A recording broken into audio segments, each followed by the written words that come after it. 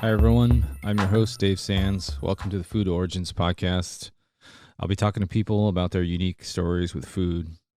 And as a quick reminder, the restaurants and gear talked about on each episode can be found on my website, foodoriginspodcast.com. I appreciate your support. And thanks for listening.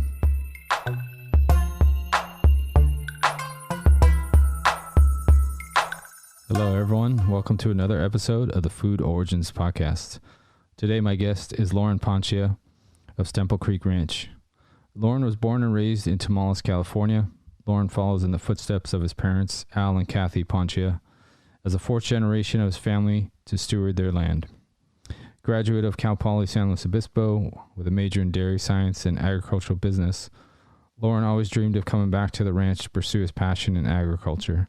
Loren oversees the entire ranching operation and spends countless hours carefully studying the genetics with the goal of raising grass-fed and finished beef that is tender, well-marbled, and tastes just as good as, if not better than, grain-finished meat. I appreciate Loren coming on and sharing his story and also explaining regenerative agriculture, which means the pastures are managed to build soil, biodiversity, and store carbon.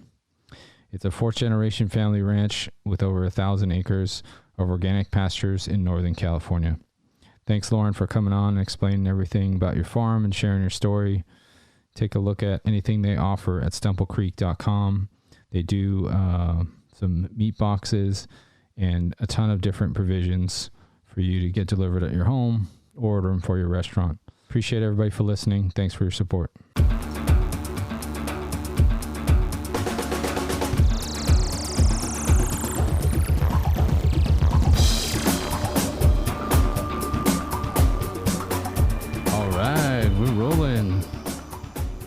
Appreciate Loren coming on. I am here with Loren Poncia of Stemple Creek in Tomales, California. He's also the chief cow whisperer and the head rancher for Stemple Creek. Thanks, Loren, for being on. I appreciate you taking time. Thank you so much for having me. I'm excited to be here. And, let's get into it. Tell us where you're from, your background, all that good stuff. Loren Poncia, I'm a fourth generation rancher up here in northwest Marin County. Born and raised here, and actually I spent the first 18 years of my life here. Then I went away to Cal Poly San Luis Obispo, lived there for about 5 years, and I realized there wasn't economic opportunity for me at home to be a full-time rancher, so I went and worked in corporate America and traveled all over the country, and then I kept wanting to make it back home and try and make a real business. And after about 18 years of working in corporate America and working on the ranch, I made the plunge, and now we're here in full-time Stemple Creek. Awesome. Did you grow up like pretty much working on the ranch? I grew up working on the ranch, and actually where we're doing this podcast right now, this is my preschool. I grew up playing Duck, Duck, Goose right there. That's so crazy. It's pretty awesome. And we are inside one of Stemple Creek's rental properties. Yeah, a little Airbnb. Otherwise known as the Schoolhouse. There you go. And really cool spot. And you guys can rent it out if you want to come up here. Mm-hmm. And so growing up, working on the ranch, basically living and learning here pretty much, was that just that planted the seed, right, for you to eventually want to do it?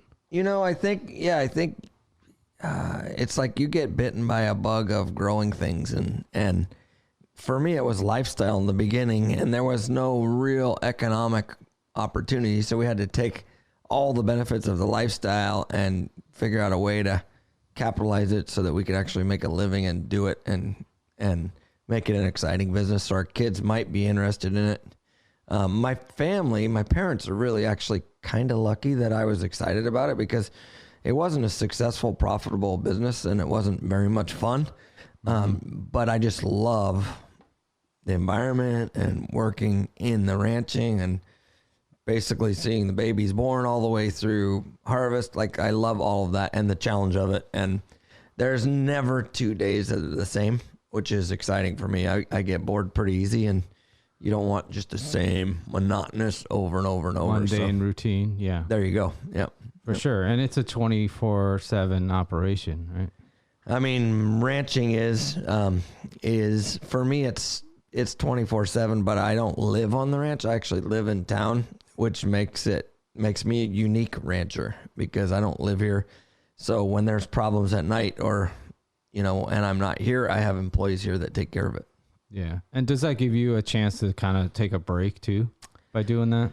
It gives me a chance to take a break, but the biggest thing is I come with a fresh set of eyes every day because I've had, I don't drive past the same, rock at the same time of day every day on my way out the driveway. It's like, it's a fresh set of eyes. I've seen 100 other ranches on my way up the road, and I've seen what some people are doing that they should be, and some people are doing that they shouldn't be, and then I look at my own operation very critically, to try and make it better. Yeah, and then going back, giving it a little history, you're the 4th generation, correct? I am. Yeah, my great grandfather Angelo immigrated from Garzano, Italy, in 1897.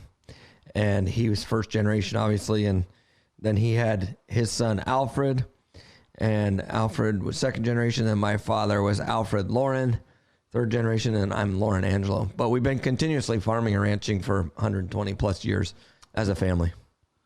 And was it always a cattle farm? I grew up on a dairy, but way back when in the early 1900s, it was more diversified agriculture. Okay. I would almost say it was more like regenerative agriculture happening now, not monocrop type agriculture. So yeah, we're definitely going to get into that. Yeah, sure. Exactly. So back then it was they did potatoes, fruit, cattle, pigs, eggs. Milk was the number one commodity. So milk was basically what built most of our family legacy. And then in the 1980s, it was a really hard time economically to be in the dairy business. And my parents sold out of the dairy business, and we really doubled down on the beef side of the business.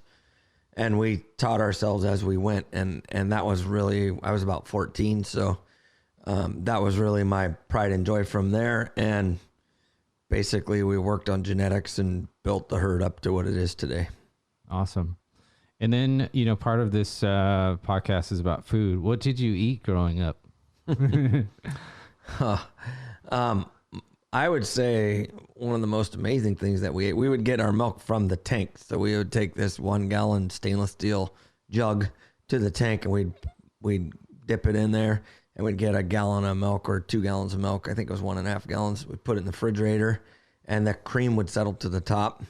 And we would take that a ladle in the morning before school, and we'd dip it in there, and we'd pull that cream off. We'd pour it over the top of rice checks. Horrible for you, but they were delicious for me as a kid, with cream all over, the chunky cream all over the top of the rice checks. But I mean, what I ate growing up was, I can't say it was all regenerative, high quality food. It was more just like typical Americana. My palate didn't really start getting into local, high quality, organic, Michelin star type food until I started Stemple Creek, really. I loved good food, but I didn't really care where it came from until about 15 years ago. Yeah. That milk sounds awesome. It's as fresh as you can get. Was there anything you didn't like as a kid, and then it kind of changed as you grew up? Oh, man. I was looking through some old scrapbooks the other day and showing my kids. They're 10 and 13, and one of them's very picky eater, one of them's not. She asked me, what did you like to eat when you were a kid? And I said, well, look back in kindergarten, I liked crab and hot dogs. So pretty different ends of the spectrum, but it was pretty funny that, a little, 5-6-year-old kid loved crab and also loved hot dogs. So there wasn't, I didn't love blue cheese back then. I didn't love stinky cheese. Yeah. I actually didn't even like meat I ate meat, but I didn't like it red. I wanted it cooked. Right. And I didn't like it chewy. And that's probably because we didn't have good quality meat back then.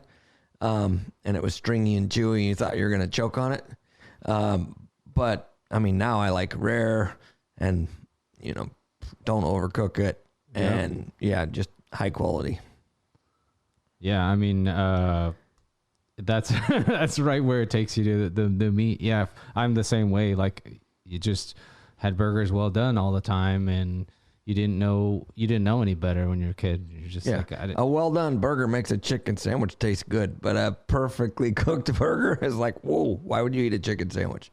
You know? Yeah, 100%. And like, it's just, and also sometimes, and I've been, as I've been talking to different people, some of the foods they've grown up, they didn't like just because it was poorly executed, poorly cooked. And they're like, they had vegetables that were turned into mush, and I would have ate them. I would have liked them and wanted to eat more of it if it was, not turned into, green, the dark green mush. Right. It doesn't even, it's the same. It's not even the same color anymore. We're better off to, that's the way my mom cooked vegetables. We'd be better off to drink the juice or drink the boiled water that it was boiled in than to eat the vegetable. Yeah. No fault to our moms, but it's just, sometimes you're just like, well, that's why I don't like it. Their 60s, 70s, 80s generation is just like you green beans out of a can and you overcook them and there's no food value. So now, I like them crisp and, Yeah.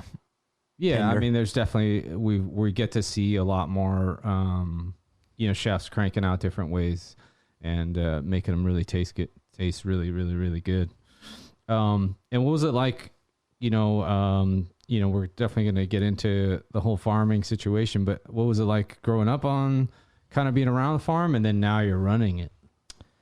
What it was like growing up is I thought this place was heaven and the only place on earth that really was amazing. Mm-hmm. And I am a big outdoorsman. I love to hunt and fish, and this was the playground it was like Disneyland for that. Growing up, I just had a BB gun and then as I grew up, the calibers changed, and I had to learn how to cook because my parents said if you ever harvest an animal, you need to learn how to clean it and prepare it and cook it. Otherwise, you can't do that. And so I love to duck hunt and deer hunt and quail and pheasants and all of that. So I had to learn how to cook it all. And that's what got me into like the culinary space of paying attention and learning and experimenting and trying different things. So, yeah. And then, we can get into, we can get right into what Stemple Creek, is all about. Shout out to a couple people that speak very highly of you. Ken Turner at Turner's Kitchen. I think he's one of your clients. You guys had some good stuff going on there. And then Chef 2. Yeah, both awesome chefs and inspirational guys and really have helped us along the way, coaching and teaching us about food and using our products to make them, to really showcase our products, and both do an amazing job with it. Ken, I actually have a funny story. I met him at the farmer's market in Marin, and he came up I was working the booth, and this tells you how naive I was back then to the whole food scene in San Francisco, but I was just working, trying to stay ahead. And Ken walked up and he said, "Hey, my name's Ken. I'm the sous chef at Zuni Cafe." I'm like, "Oh, hey, nice to meet you." And that was it. It's like, sure. Yeah. And I went home and I was talking to my wife. I'm like, "Oh yeah, I met this guy, Ken, with Zuni. He's like, he wanted to try our product." And she's like, "Oh, Zuni's like a big time restaurant in San Francisco." I'm like, "Oh, cool." Yeah. It's just very, I think that I'm very authentic and naive to a lot of big names.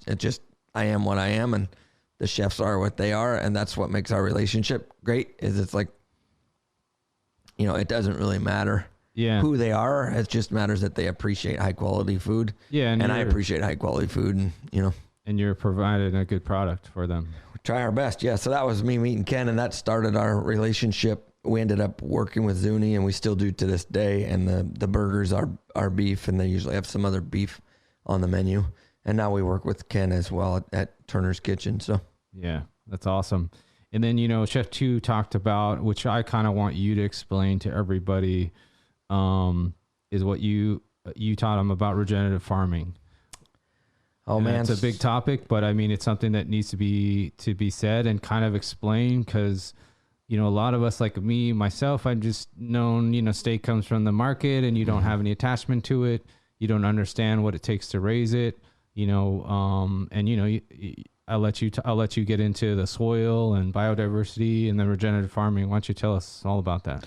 Yeah. So regenerative farming is like, it's a mindset and a way of looking at things. Now, we've been doing a lot of regenerative practices for years and years and years. We just didn't call it regenerative, but like we apply compost to the land and we rotationally graze or pulse graze. We planted trees, we fenced off all our riparian zones way before it was called regenerative. Now it's a buzzword and a marketing word, but the cool part about it is a movement as well. And basically what it means in my mind is building life and creating life from the ground up and the soil up. So for me, for example, 15 years ago, I thought I was a grass farmer. And now what I realize I'm a photosynthesis farmer and a soil farmer. And basically we're trying to create life in the soil and build more soil so my kids and future generations can have a more robust, full of life soil. And what that translates to is terroir, which some people could say is flavor, sense of place, nutrient density. I mean, the amount of nutrients and phytonutrients that grow in the soil that's well taken care of versus just a conventional operation, I think is dramatically different. And I think in the next 10 years, you're going to see more and more data coming out about nutrient density of different foods that are raised in different ways. So like iceberg lettuce today is not what iceberg lettuce was 30, 40, 50 years ago in terms of nutrition, right? I mean, that might not be a good example, but spinach, it's the same. Yeah, but like iceberg, even when I was, I went to culinary school, and even the one of the teachers that does the health inspection was like, yeah, iceberg lettuce has no nutritional value. It's water. Mm-hmm. Yep. And then I was like, oh, I'm just going to stop eating iceberg. I think I'll have romaine or mixed greens. And later you get in the restaurants and that's mixed greens is what you see all the time. Right. And fresh mixed greens. Like if you buy it from a grocery store, arugula, for example, it's like, it's all right. But if you eat arugula out of my garden, it's spicy and peppery. And it's like, this is unbelievable, the amount of flavor that comes from this. And, it's really the soil that's determining the quality of the plant. And then you're also, I read that you're kind of part of a project where they're kind of testing everything, right? Try to get the soil. I guess maybe like you were saying, they're trying to create more data for the soil. Well, we're part of a lot of different projects like that, but one of them was called the Loren Carbon Project, which is probably what you're referring to. It. Yeah. Yeah, we were a demonstration site for that, which basically we use that data to show that we're actually carbon positive, not carbon negative. Ag gets a really bad rap for being negative for the environment. Mm-hmm. And we're actually, without cows and without regenerative ranching, the environment is going to be in a lot worse shape than natural carbon cycle, which ruminants, cows, sheep, the ruminants actually upcycle the carbon from the soil.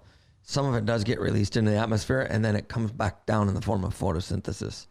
And so it's vitally important to have photosynthesis happening as much as possible. And really, this is not a commercial for regenerative agriculture, but I think this is a platform and an educational space where we can use an analogy that, so many people are confused with what really happens with Mother Nature and global warming. And people are like, oh, cows cause global warming, so we should not eat meat or drink milk or anything like that, because we're going to actually, by not eating those products, we're actually going to treat the planet better. And really, it's the exact opposite of that. The biggest thing that's causing global warming is fossil fuel production and burning fossil fuels, and we all do it every day. But so when you come back, just think back to like what happened the first 2 or 3 weeks, month after COVID. In China, the skies cleared up. In the US, the skies cleared up. And like, why did that happen? Did we go out and kill all the cows? No, the cows kept farting. Buffaloes kept farting, like burping, all of that. We didn't do any of that. It has such an insignificant amount of influence on the environment because it's the natural way that carbon was upcycled, from thousands of years ago. Ruminants would eat the grass, it would burp, fart, it would digest it. It would come out the backside of the animal and it would help regenerate the soil. Right. Yeah. So it's really humans and fossil fuels that are causing global warming. Yeah. And it's like, don't confuse me with the facts. Yeah. Cause this was all here way before cars and everything else that we got going on. Right.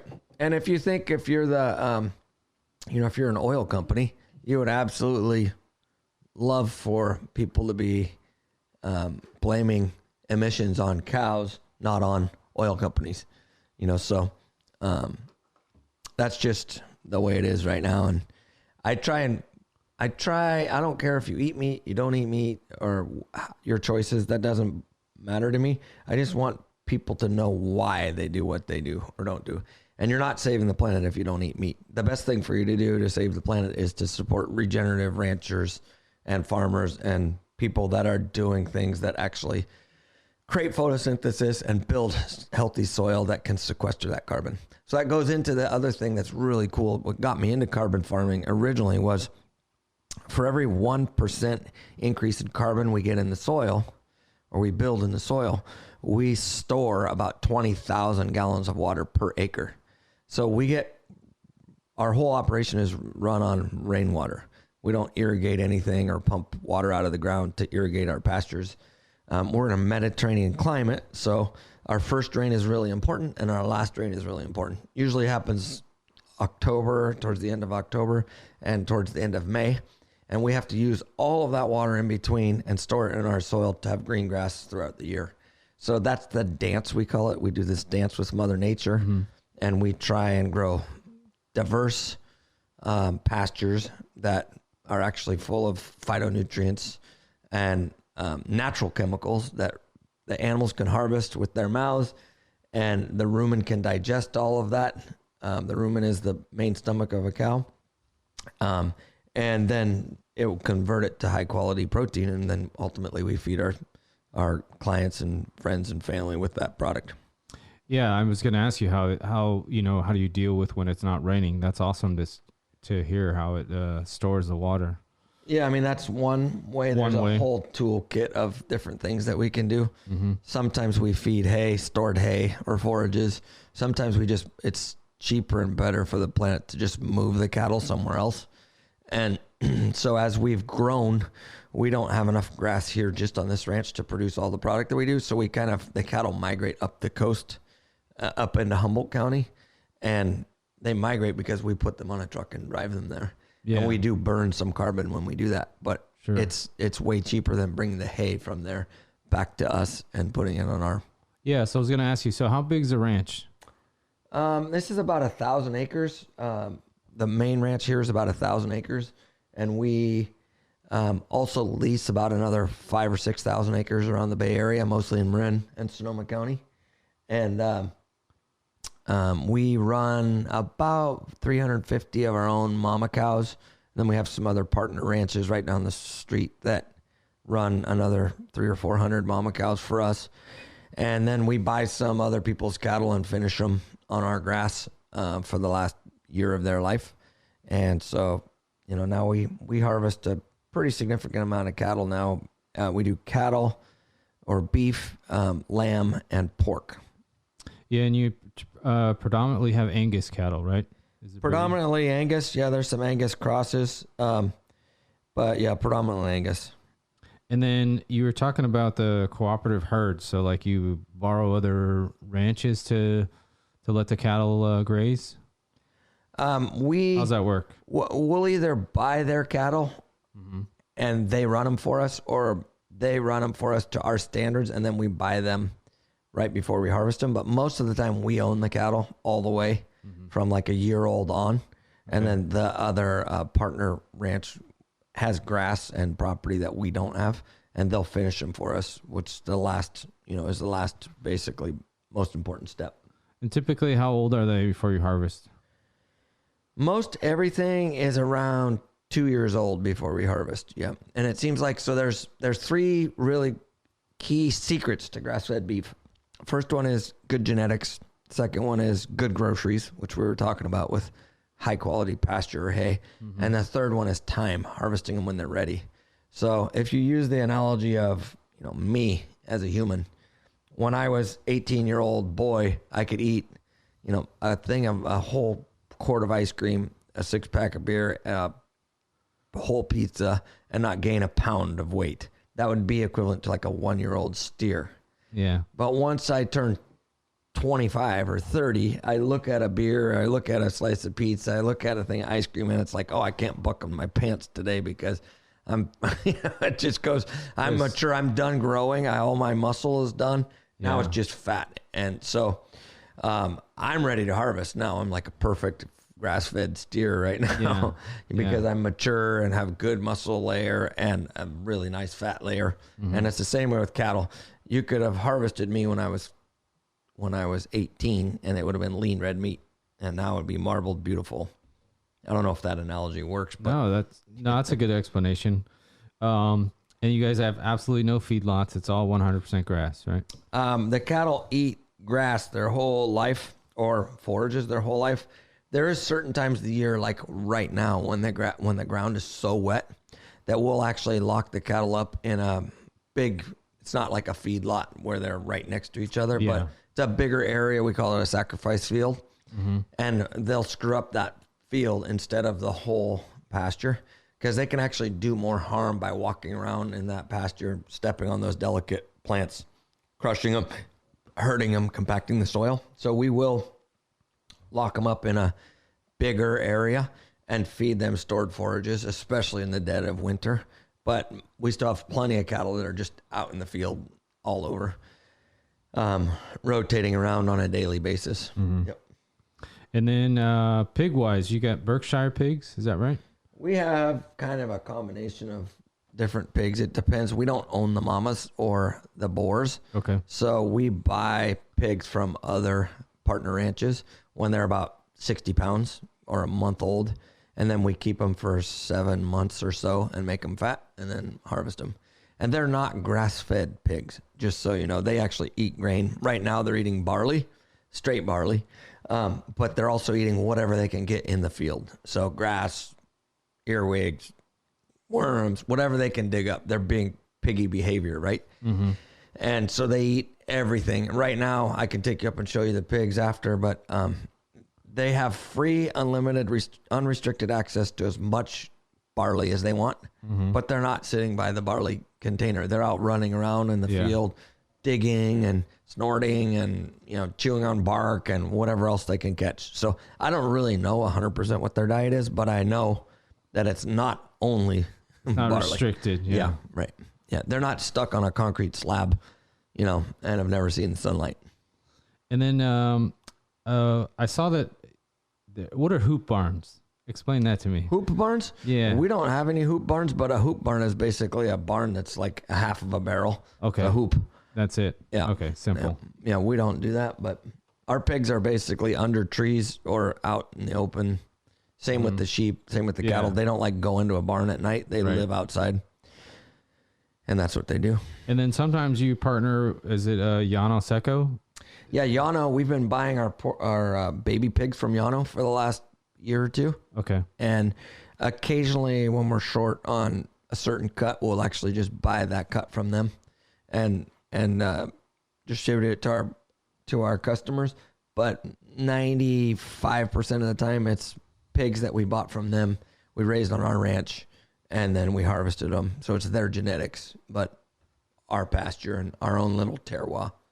Awesome. If that makes sense. Yeah. And then do you have lamb as well? We have lamb. It's really brilliant lamb. I think most people that try our lamb say it's the best they've ever had. And we don't sell a crazy amount of lamb, but I would say a lot of people that have really high-end foodie scene would say lamb is our number one product in terms of quality. It's very good. All grass-fed, grass-finished, born out here, lives outside its whole life. And when we harvest the lambs in the spring and summer, it's grass-fed and milk-fed. so they're still nursing usually. And when we harvest them in the fall, it's just grass fed, and they're great. All of them are great, but I really like the, May through July lamb the best. Okay. It's just unbelievable. Super fatty, but mild, but delicious. And what kind of what's the breed? Oh, those are mostly Dorset ewes, which are the moms. They're white face, and then we cross them with a black face buck, usually a Suffolk or a Hamp or a Shropshire, which are just different breeds. You get a cross between a white face and a black face. They grow faster, they get bigger, seem like they're stronger, and do better. Nice. And then what are your favorite cuts out of what you guys offer? Oh man, it's probably a lot, but it kind of, I don't have one favorite, but I can tell you that doing this business the way we have, I had to learn how to cook a lot of different ways. Back when I first met Ken, I cooked tri-tips, ribeyes, fillets, and Yorks. Mm-hmm. Yeah. And then now, I mean, my favorite cut on a beef is probably the culotte, which is the sirloin cap, the top of the top sirloin. Mm-hmm. In other parts of the world, it's called a picanha. And that's probably my favorite cut. But I like everything. I like shanks braised. I like ribeyes, obviously. If we're having a dinner party at my house, I usually do a culotte, a fillet, and a ribeye. And then I slice it all and put it on the plate and let people try it all. And usually there's, ladies that don't like fatty stuff. They eat the fillet and they love it. Or you get also ladies that love the fatty stuff and they go for the culotte or the ribeye. But it's very interesting to see what people like. And almost, I'd say 80+% of the time, people like the culotte the best. Even better than a ribeye or a fillet. So that's pretty fun to see that. On the lamb side, I mean, there's nothing better on the planet in terms of meat than a rack of lamb. Yeah. I mean, it's by far my favorite piece of meat ever. I mean, it's amazing. But we do awesome things with shanks. We do awesome. I really like the sirloin, lamb sirloins. It's like right above the top of the leg. Really, really good. And more affordable. And then on pigs, there's so many different ways to do good pork, but I really like just a big old bone-in pork chop. Yeah. Yeah, just absolutely delicious. So awesome. And then let's get into what you guys offer. I mean, you guys have pivoted really well during this pandemic. I keep hating to repeat itself, but why don't you tell us how you guys dealt with that, and then you guys started doing home delivery and packages, and why don't you tell us all about what you guys okay, so you guys dealt with all that, and then perfect. So during the pandemic, I mean, our business, basically our restaurant business went away overnight, and we had to pivot, which is the word of 2020, and figure out a way to actually get to market and stay in business. And so thankfully we already had a small amount of a direct to consumer business via the farmer's market and via home delivery. And so we had infrastructure there already. We just had to ramp it up. We grew in the first 6 months after COVID happened. We grew the online business by 10 times. So it went absolutely crazy. And then, I think we're like almost the third year into that now. We've actually retained a lot of that business. So the direct to consumer business is thriving for us. We have weekly orders through our website at stemplecreek.com where people can go and get signed up for subscriptions or also just a la carte, whatever they want, and we'll deliver it to them. Bay Area local deliveries, a lot of times we do them ourselves. Otherwise, we'll just drop it in a UPS box and send it anywhere in the country. And a plug for other regenerative ranchers is, yes, our beef is really great and our lamb is really great and our pork is really great. But if you live in New York City, we will ship it to you. But I would try and find another local farmer there that's doing a really great job. just for food shed purposes. It doesn't give me tons of pride to be like, oh yeah, I shipped 20 boxes to New York City. At the same time, I want people to have access to really good meat. And if they trust us and like our story and like our product, we'll make sure they have it, you know? And so we have lots of clients in Chicago, New York, Texas, Florida, but we're basically a Bay Area, California centric business. The big majority of our business is right here in the Bay Area or Southern California. Yeah. And I think that's getting back to, you know, movement of, you know, the culinary industry of eating locally. And supporting all your local purveyors, whether it's vegetables, dairy, meat, and usually tastes better. Usually does, right? I was talking to somebody about honey. You know, they're saying to try to have the closest grown honey to you to help you with your, you know, health. It's got health benefits, less allergies. You get the pollen that's growing near your area, and if you're allergic, then it helps you out a little bit. I believe that. I think that's probably accurate. We actually have honeybees here on the ranch, and we sell honey as well. But it's basically a trade with the bee farmer or apiary company. They put their honeybees on our ranch because we have lots of pollen, and they need the pollen in order to feed the queen so that the queen can replicate and make another queen. Yeah. And so they love it here because there's tons of pollen. There's not tons of sugar around for the plants or for the bees to harvest to make lots of honey. So we don't get massive yields, but what we get is super high quality. And then we market that as Stemple Creek Ranch honey. So awesome. I probably have a jar I can send you home with today. Sounds good to me. And then, you know, I was looking at, you know, we could go through a little bit of, you've got some, why don't you tell us like some of the bundles and packages? This podcast will be out, you know, after the holidays, but, you know, why don't you give us kind of what you guys are offering besides just the single cuts of meat? You've got some good packages. Yeah, we have a lot of different packages that we do on our website. It got kind of trendy like 10 years ago to buy a cow. You know, people wanted to buy a whole cow, they call it. We don't call it a cow, but we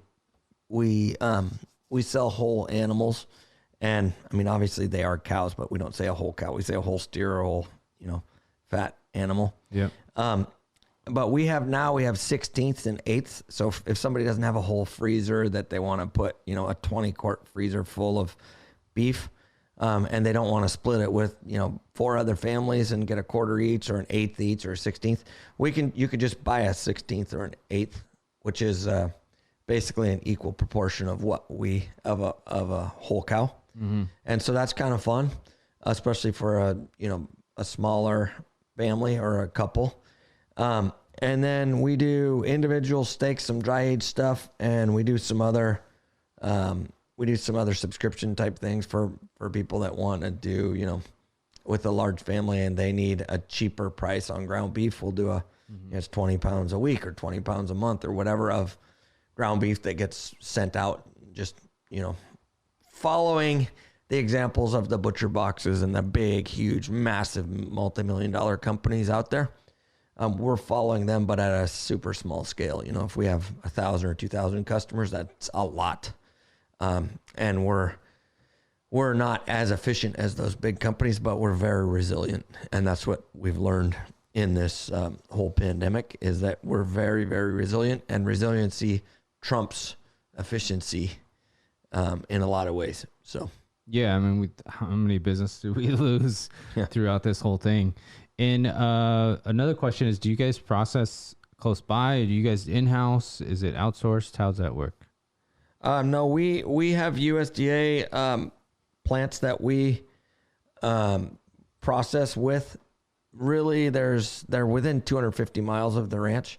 The animals go there, they get harvested, and then they come out of there basically a week later in boxes. And then that comes to Golden Gate South in Richmond, and everything gets broken down into further process like steaks and those types of things. We work with 13 different USDA plants around the state that process our stuff, but it's all federally inspected, and Yeah, no, we have beef jerky, we have beef sticks, we have bone broth, we have Yeah, I've had the jerky. It's good. all of that stuff. Yeah, Yeah.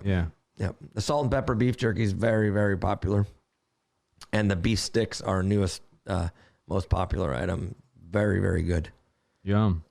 And then something I always ask, a few things I always ask everybody is what's something that everybody doesn't know about Stemple Creek that you like everybody to know? Let's see, something that everybody or that people don't not necessarily know about Stemple Creek. Yeah. Fun fact or an inside scoop, anything. Let me think about that. I mean, I think that, we're very transparent and authentic about everything that we do here, and we put it out there for people to know. So there's not really any secrets. I would say, they're different businesses, but they're under the same kind of umbrella. Is that we have this whole event space, and we do farm to table dinners and weddings, and we have these 3 little Airbnbs. And so, like, in terms of transparency, like, you can come here as a consumer or as a chef, and it's frankly, I think it's an unfair advantage to our company to other grass-fed producers around the country because we're close to the Bay Area. We can have superstar chefs come out here and spend the night, see our operation, hear all the birds, taste the product, drink some great wine that was raised or grown within, 50 miles. Our food shed is just absolutely stunning, as you know, for the Bay Area, just high quality. And then the people that know how to take that food shed and make amazing meals from it are our friends. So, I would say that's probably the biggest thing that people don't realize is it's also, it's a diversified business that it's not just meat, it's entertainment and education. And there's a lot of things you can do here. Yeah, I mean, I think that's something that people don't necessarily know is you can stay out here, right? Yep. Why don't you tell us a little bit about that operation? And you got an event space as well.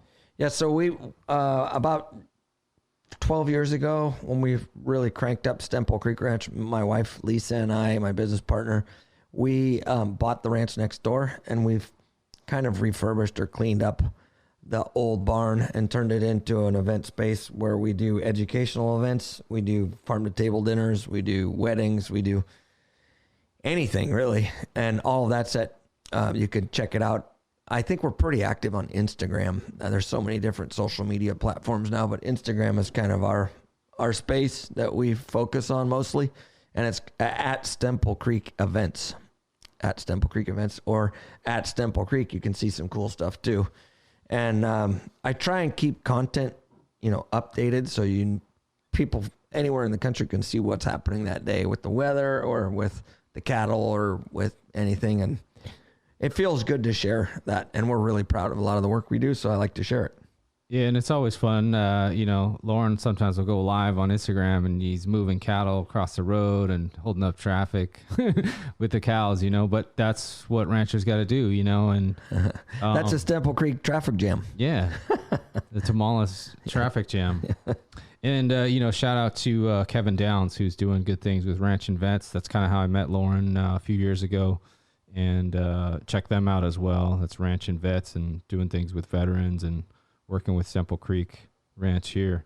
A couple more things just before we close it out, but you got a favorite tool or gear that you use all the time that you're like, man, this is some of the things I use every day, or I'm kind of, I'm a gear guy, so I like cool stuff. But I mean, a favorite tool that I use every day is my pocket knife, but, I always have a pocket knife on my right side here.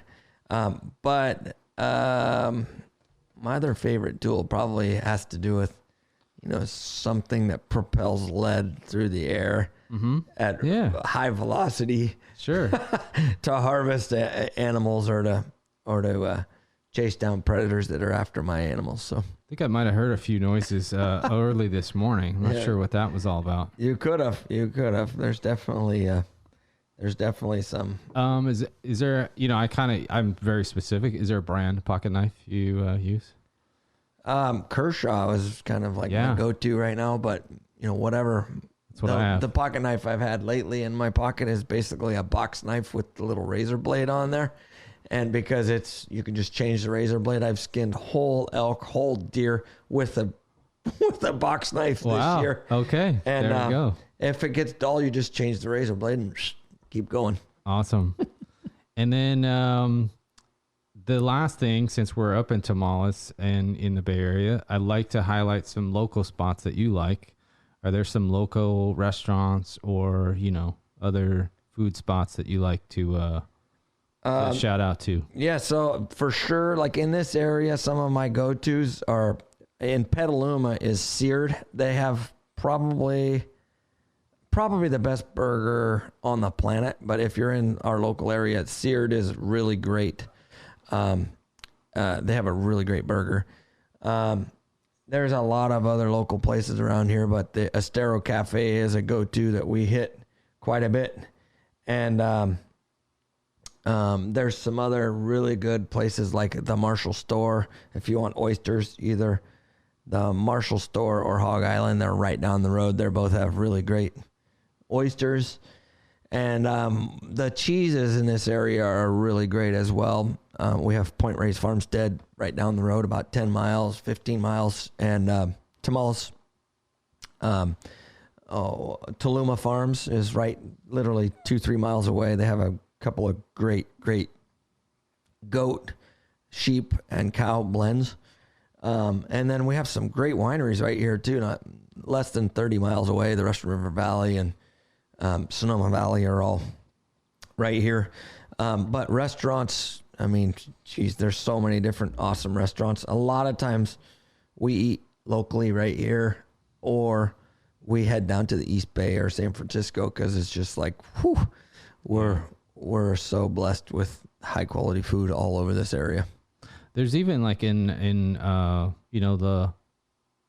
town of Tomales, there's some really cool little ones that I found by accident too. It's K&A Takeaway. Oh yeah, K&A is really good, and Route 1 Bakery is really good, and the Tomales Deli is really good. There's lots of good places around.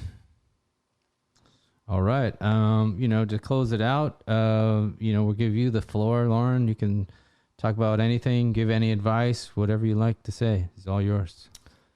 I mean, I just like to say, I really appreciate what you're doing, and this is awesome. And I love to share what we're doing. We're really proud of the work that we do. And no matter where you are in the country, if you're listening to this podcast, try and find some local people that are practicing regenerative agriculture, and support them, because it's really going to make a difference for your own personal health, but also for the health of the soil and the planet. And if you're in our neighborhood, we would love to do business with you, have you come visit, see our operation. We have an annual open house, or you can jump on our website and support us that way. And so that's it. All right, folks. Thanks for listening. Thanks, Loren. Take care, everybody. Thank you.